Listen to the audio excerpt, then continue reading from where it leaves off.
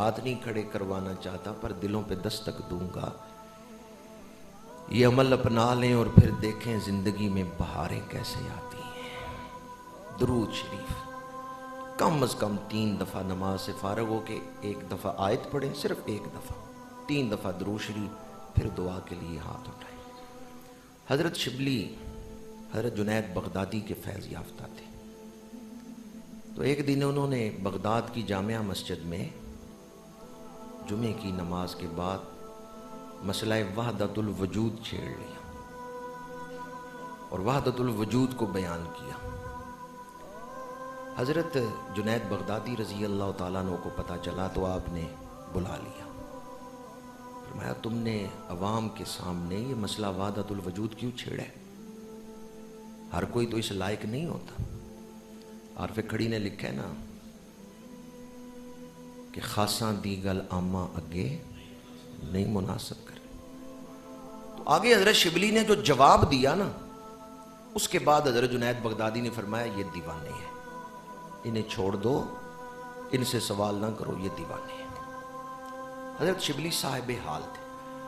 یہ بات میں نے اس لیے سنائی ہے کہ آج کل بعض لوگ ٹی وی پہ ڈرامہ دیکھتے ہیں تو وحدت الوجود وحدت الشہود کا لفظ سنتے ہیں, پھر اس موضوع کو چھیڑ لیتے ہیں. تو یاد رکھیں ہمارے پاس سب سے بڑی دولت ایمان ہے. ہمیں ایمان سیکھنا چاہیے.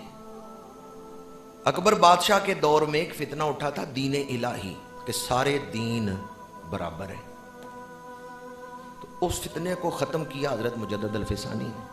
اگر وہ فتنہ جاری رہتا, کامیاب ہو جاتا, سارے دین برابر ہیں, تو اسلام کی حقانیت سچائی کو تو ملیا میٹ کر دیا جاتا.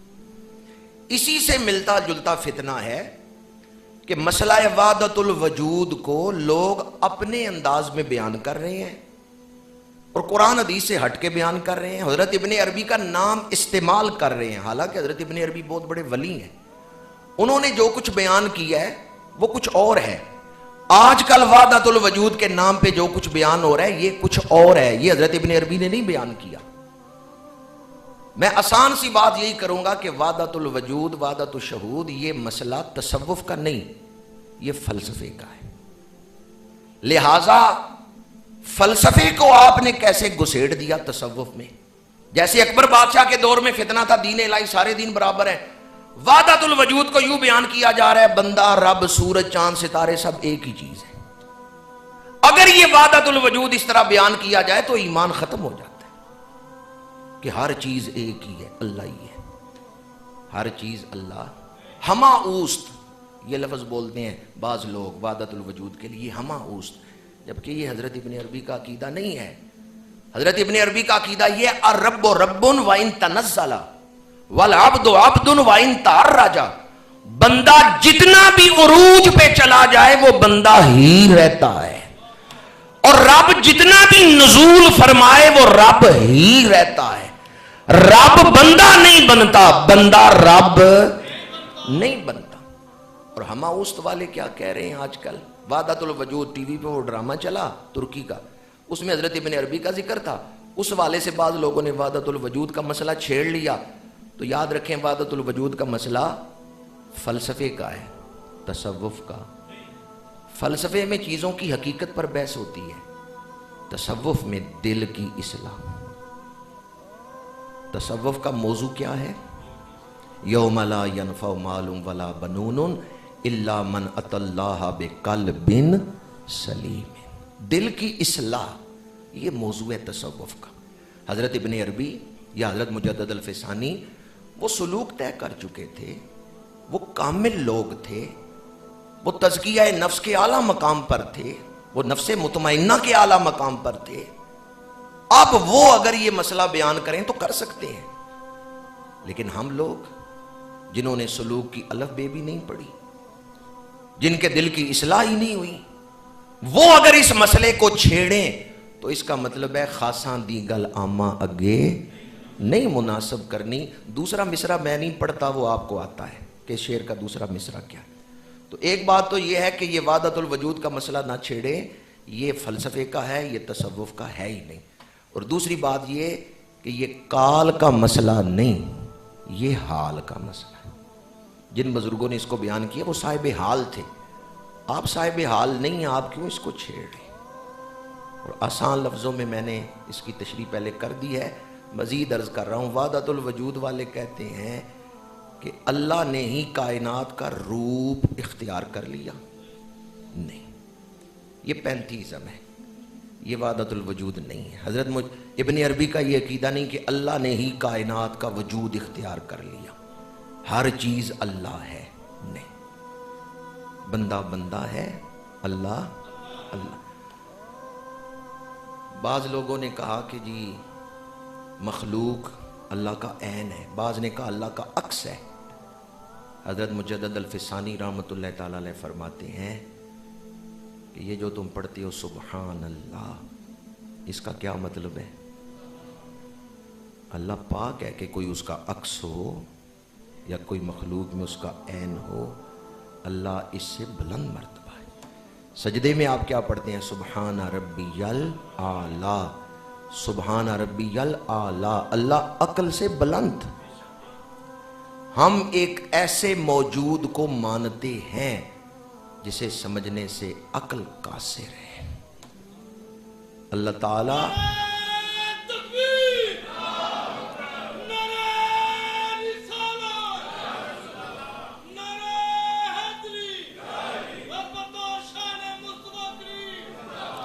وحدت الشہود کیا ہے؟ ہر چیز اللہ کے ہونے کی گواہی دے رہی ہے.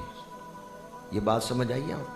ہر چیز اللہ کے ہونے کی گواہی دے رہی ہے کہ مجھے کوئی بنانے والا ہے. ہر چیز گواہی دے رہی ہے کہ مجھے کوئی بنانے والا ہے. ہم اللہ تعالیٰ کی ذات کو عرفہ اور اعلیٰ مانتے ہیں. ابھی سورہ اخلاص میں بھی ہم نے پڑھا وَلَمْ يَكُنْ لَهُ كُفُوًا أَحَدٌ, کوئی اس کا ہم سر, کوئی اس کا ہم پلہ نہیں.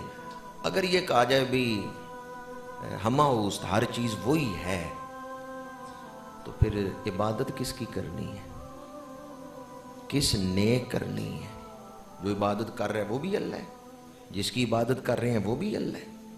اس لیے میں کہتا ہوں اس سے ایمان ختم ہو جائے گا. ہمارے نزدیک سب سے بڑی دولت ایمان ہے. وحدت الشہود کو سمجھنا آسان ہے, اس سے ایمان, شریعت, احکامات محفوظ رہتے ہیں. اور وحدت الشہود یہی ہے, ذات حقیقت میں ایک ہی ہے, اللہ. باقی اس ذات کے مظاہر ہیں کہ اس نے سورج بنایا ہے, اس نے چاند بنایا ہے, اس نے رسول بنائے ہیں, رسولوں کو شانیں عطا کی ہیں. یہ ہر شے اور ہر مخلوق اس کی عظمت کی گواہی دے رہی, ہر چیز اس کی عظمت کی گواہی دے رہی. اکثر آپ لفظ بولتے ہیں عالم یا عالمین, الحمدللہ رب العالمین. عالم کسے کہتے ہیں؟ عالم جو ہے نشانی کو کہتے ہیں. ہر چیز گواہی دے رہی ہے کہ کوئی بنانے والا ہے. تو اللہ تعالیٰ جو ہے وہ کائنات کا خالق ہے, مالک ہے, رازق ہے, کائنات کا نظام چلانے والا ہے. لیکن وہ کن شانوں کا مالک ہے, کن عظمتوں کا مالک ہے, اسے مخلوق کے دائرے میں لا کے نہ سوچیں. وہ مخلوق سے بلند ہے, ہم اس کی مخلوق ہیں. بندے کو اپنی اوقات نہیں یاد رہتی. ہماری اوقات کیا ہے؟ یہ اس کا فضل ہے کہ اس نے ایمان کی دولت عطا فرمائی اور اپنی بارگاہ میں قرب کا راستہ تقوی اور ایمان عطا فرما دیا. ورنہ انسان بیکاری ہے. انسان کیا ہے؟ بادشاہ بھی مانگتے نہیں ہیں. ویسے بعض لوگ سمجھتے ہیں میں بادشاہ ہوں, لیکن اس کے آگے تو بیکاری ہیں.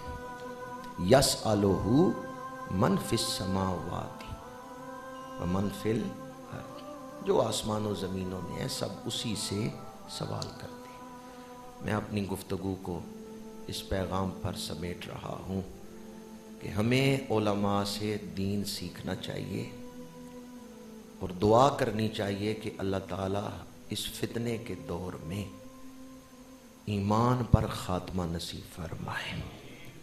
جو بڑی بحثیں ہیں ان میں عوام کو نہیں پڑھنا چاہیے, اور جو ضروریات دین ہیں جن سے ایمان محفوظ رہتا ہے وہ سیکھتے رہنا چاہیے، اور اللہ تعالیٰ کی بارگاہ میں یہ دعا کرتے رہنا چاہیے۔